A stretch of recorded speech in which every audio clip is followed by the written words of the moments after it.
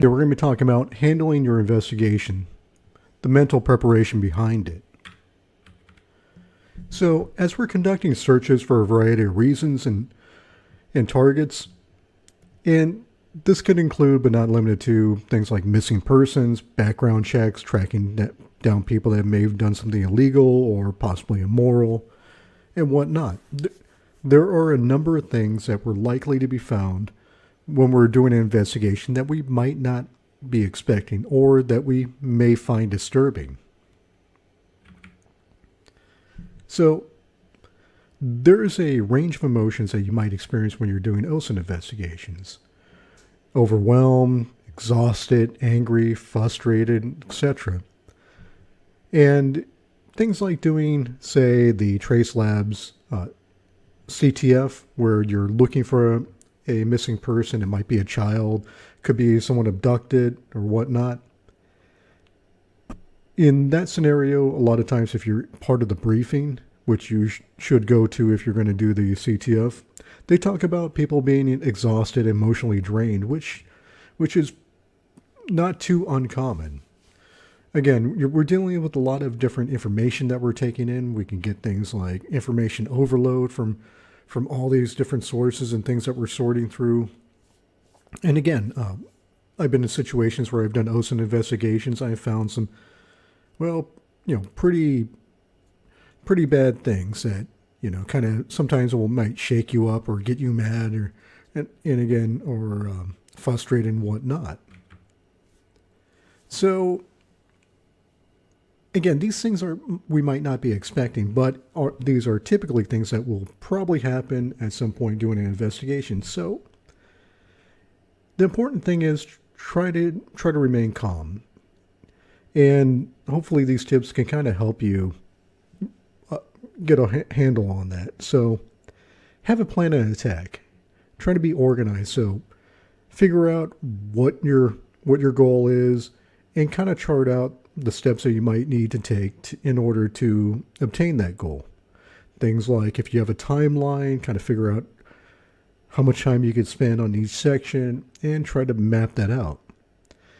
Also, remember, doing Osint investigations, it's not going to be 100% most of the time, or sometimes rather.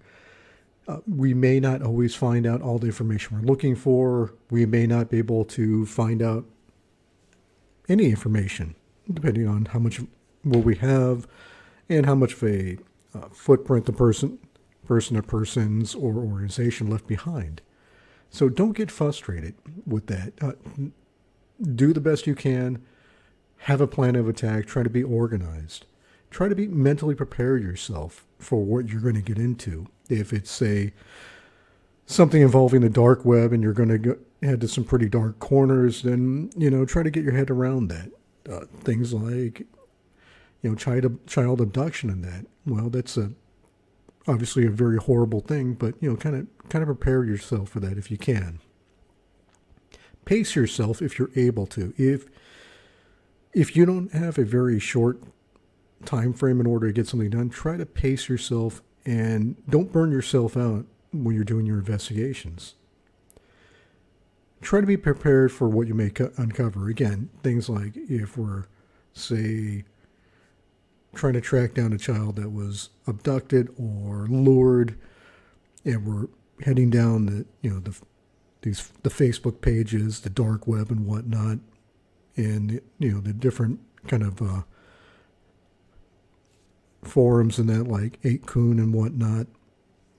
Chances are we're going to see a lot of bad stuff there. And if you're not really prepared for it, then it might catch you off guard. So again, try to stay objective. Try to stay focused on what your goal is, and if at all possible, again, try to prepare yourself. Kind of know what you're getting into, and take some time to decompress after your investigation if you need to. Again, things like the Trace Labs CTF, some example I like to use a lot. It's something like that. You're trying to track down some information in a fairly short time frame, and you might get wound up, you might need to just decompress and relax, turn on some music, watch a movie, go for a walk, whatever you need to do to kind of relax. So again, it's important to try to decompress if you get kind of wound up during an investigation. And if you do end up getting in that situation, don't beat yourself up over it. It does happen, depending on what we're doing.